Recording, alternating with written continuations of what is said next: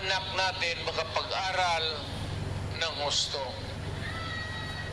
Kaya naman ako nakita ninyo na patong-patong ang kaso ko. Sa totoo lang, baka ang balita ko may warrant daw ako pag... Hindi, totoo. Yung sa ICC or something, matagal na akong hinahabol ng mga putang ina.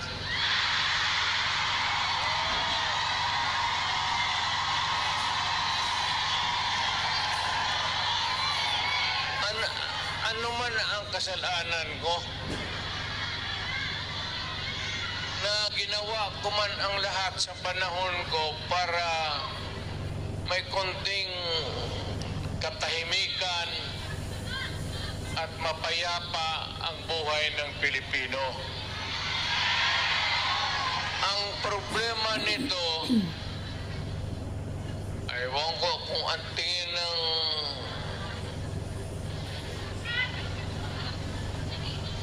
ako'y raw yung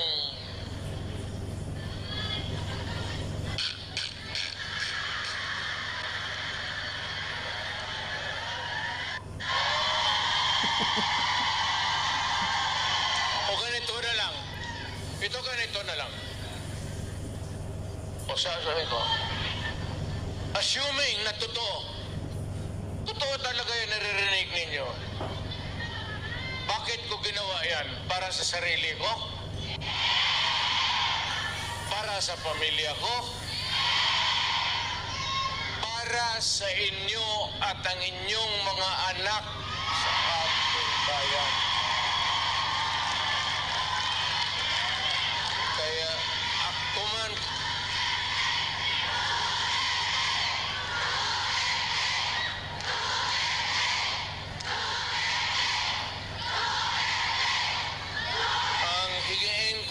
sa inyo, total, kung ganito man talaga ang swerte ko sa buhay, okay lang, tatanggapin ko yan.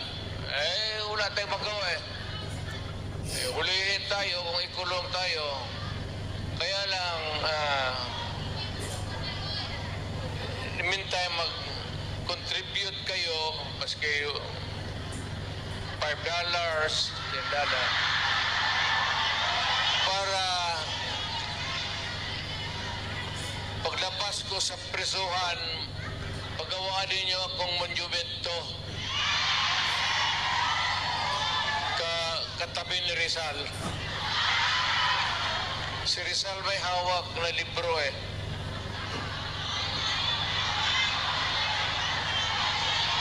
akin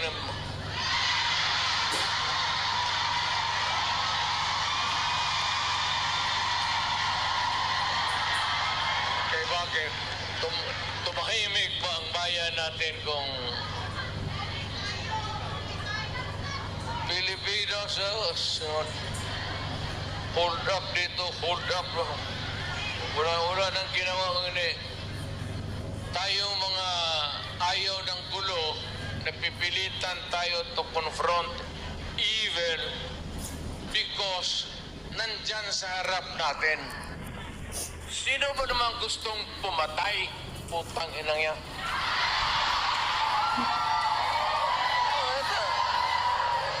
Bakit ako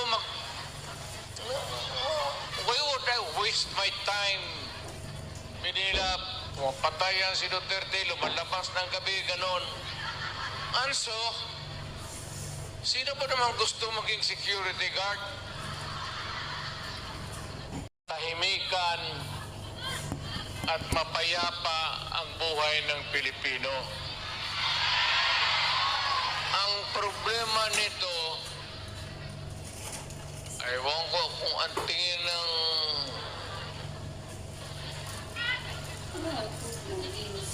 ako'y raw yung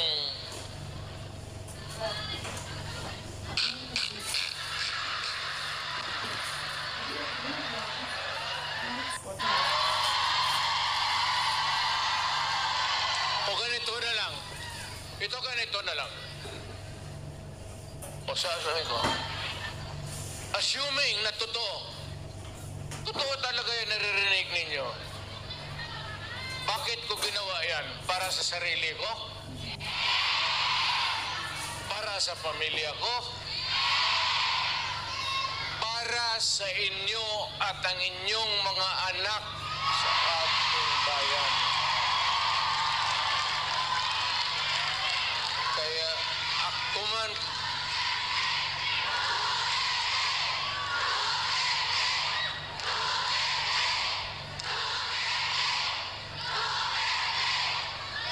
ang higiin ko na lang sa inyo, total, kung ganito man talaga ang swerte ko sa buhay, okay lang, tatanggapin ko yan. Wala tayong magawa eh. Hulihin tayo kung ikulong tayo. Kaya lang, in the meantime, mag-contribute kayo, maski $5, $10, para paglabas ko sa presuhan, pagawaan ninyo akong monumento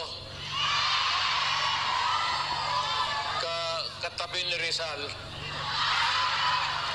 Si Rizal may hawak na libro eh.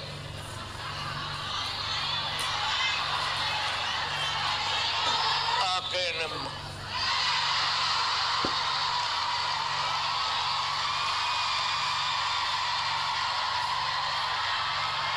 bakit?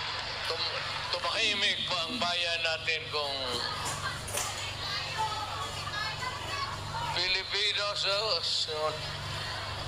hold up dito, hold up. Wala nang ginawa ko ini.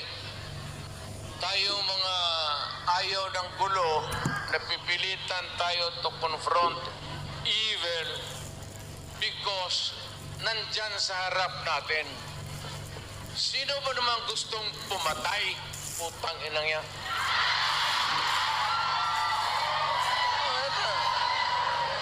Bakit ako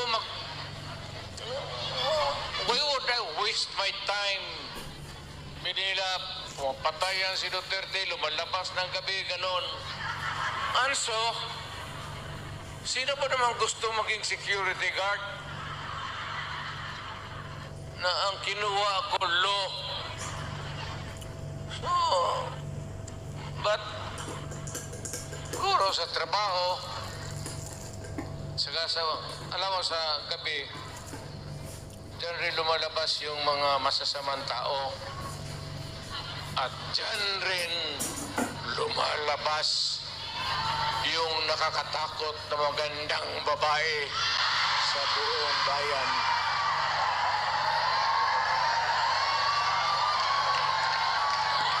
Sino man nakita ninyo maganda sa araw? Nakita?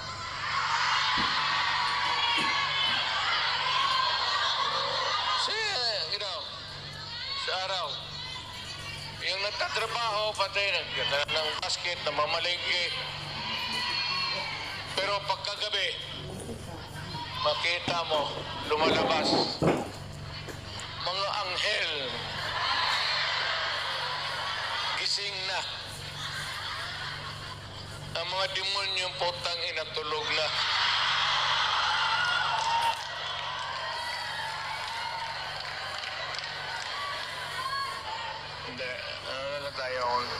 Seriously now,